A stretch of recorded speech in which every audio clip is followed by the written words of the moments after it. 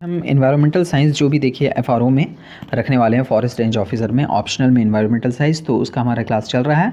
साथ ही साथ पेपर 1 का भी, उसमें जो जीएस का एक पेपर है उसका भी चल रहा है। तो आज हम इसी कड़ी में एनवायरमेंटल एथिक्स पढ़ने वाले हैं। ये एनवायरमेंटल साइंस में ऑप्शनल में पेपर 2 का एक टॉपिक है, एक छोटा सा टॉपिक है, लेकिन इससे क्वेश्चंस बन सकते हैं और इससे बहुत अच्छा क्वेश्चन बन सकता है। ये पर्यावरणीय नैतिकता क्या है, पर्यावरण के प्रति नैतिक जिम्मेदारी मनुष्यों के क्या है, उससे रिलेटेड है। और अभी ये सब चीज़ें बहुत ज़्यादा चल रही हैं, ठीक है, कि एक मनुष्य होने के नाते जो है पर्यावरण के प्रति आपकी क्या जिम्मेदारियां हैं, ठीक है, तो उन सभी चीज़ों का अध्ययन है। तो अभी तो ये सब चीज़ें बहुत ज़्यादा जो है चल रही हैं, है ना, कि हमें कैसे एनवायरनमेंट के साथ एनवायरनमेंट के जैसा, मतलब कि इन्वायरमेंट के लिए जो सूटेबल लाइफस्टाइल हो उसको अपनाया जाए। जैसे मिशन लाइफ भी आपके सिलेबस में शामिल है, उसका भी क्लास में हमारा आएगा, तो आप चैनल में विजिट करके वो देख सकते हैं वो सारे क्लासेस, और साथ ही साथ हमारे नोट्स को देख सकते हैं। और नोट्स हमारा कंप्लीट है, आप इसको परचेज़ भी कर सकते हैं, ठीक है।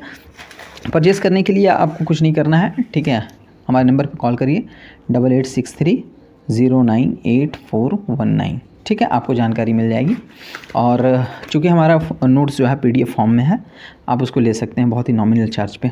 तो देखिए, ये क्या है एनवायरमेंटल एथिक्स? यह दर्शन शास्त्र की एक शाखा है, ठीक है, जो मनुष्य एवं पर्यावरण के बीच नैतिक संबंधों का अध्ययन करती है। मनुष्य और पर्यावरण यानी एनवायरमेंट और ह्यूमन बीइंग, है ना, पर्यावरण और जो मनुष्य का जो जीवन, दोनों के बीच में क्या रिलेशन है, दोनों के बीच में क्या नैतिक संबंध है, ठीक है, तो इसका अध्ययन है। यह दर्शन शास्त्र की एक शाखा है जो मनुष्य एवं पर्यावरण के बीच नैतिक संबंधों का अध्ययन करती है।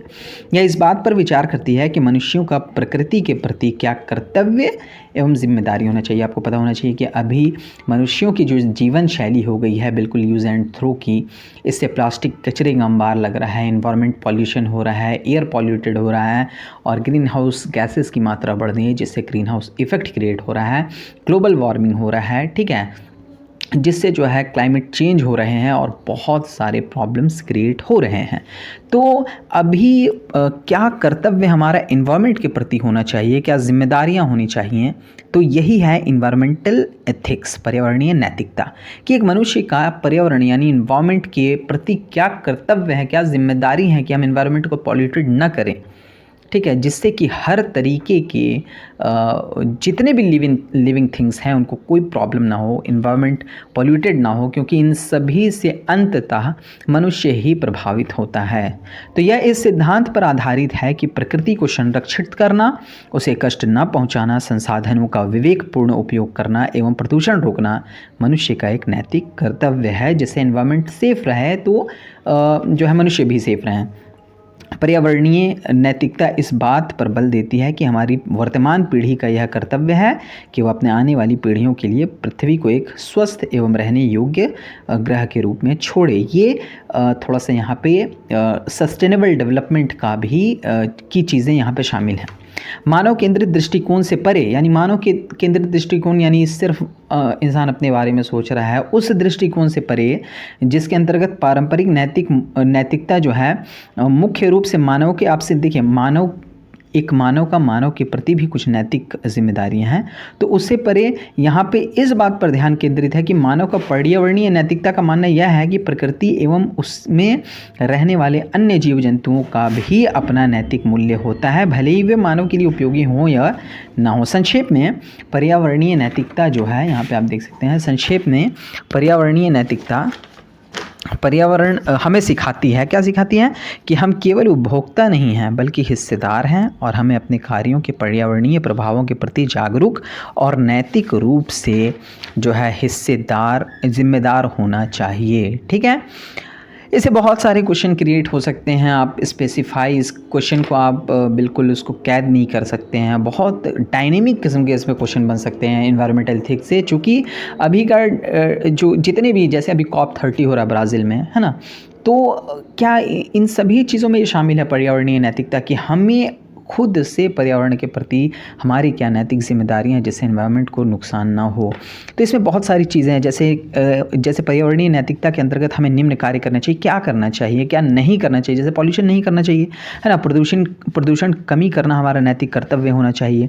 वनोन्मूलन नहीं करना चाहिए, वृक्षारोपण करना चाहिए। क्या करना चाहिए, क्या नहीं करना चाहिए, जिससे पर्यावरण को नुकसान न पहुँचे। पर्यावरण के प्रति हमारी जो नैतिक जिम्मेदारी है, कर्तव्य हैं, उन चीज़ों की ये एक उन चीज़ों का एक व्यापक मुद्दा है। तो जलवायु परिवर्तन में हमारा रोल नहीं होना चाहिए, एक महत्वपूर्ण नैतिक मुद्दा है, क्योंकि इसका प्रभाव समाज के कमज़ोर वर्गों पर अधिक पड़ता है। जब आप इन्वायरमेंट पॉल्यूटेड कर रहे हैं, ग्रीन हाउस इफ़ेक्ट गैसों को इमिट कर रहे हैं, तो उसका इफ़ेक्ट क्या होगा? जलवायु परिवर्तन होगा। जलवायु परिवर्तन होगा तो इसका सबसे ज़्यादा गंभीर प्रभाव किस पर पड़ता है? गरीबों पर ही पड़ता है। क्योंकि देखिए, उनके पास एक तो वो ग्रीन हाउस गैसों का ज़्यादा जो है ये नहीं कर रहे इमिशन। उसके बाद उनके साथ प्रॉब्लम क्या आ रहा है कि जब टेम्परेचर बढ़ रहा है तो उनके पास AC भी नहीं है, कूलर भी नहीं है, तो वही इफ़ेक्ट बहुत ज़्यादा हो रहे हैं। ठीक है, तो जो है इससे एक दिक्कत है, जैव विविधता का ह्रास होना हमारी नैतिक जिम्मेदारी, ह्रास रोकना हमारी नैतिक जिम्मेदारी है। तो बहुत सारी इसमें चीज़ें हैं, ठीक है, नोट्स में वो चीज़ें अवेलेबल हैं। तो मेनली यहाँ पे हमने समझने की कोशिश की कि है क्या आखिर ये। ठीक है, नेक्स्ट जो हम टॉपिक करेंगे वो मिशन लाइफ कर लेंगे। ठीक है, मिशन लाइफ आप देख सकते हैं, आपका टॉपिक है पेपर 2 में, है ना। इसमें एक जो है रोग भी शामिल किया गया है, HIV एड्स, उसका भी आप नोट्स देख सकते हैं। बहुत ही अच्छे तरीके से, बिल्कुल सुव्यवस्थित तरीके से प्रिपेयर्ड है। तो आपको जो ये कंप्लीट नोट्स जो है मिल जाएगा, आप हमसे कांटेक्ट कर सकते हैं और क्लासेस से भी जुड़ करके आप हमारे फ़ायदा उठा सकते हैं। तो मिलते हैं किसी नेक्स्ट वीडियो में। Thank you. Please subscribe, please share, and please like.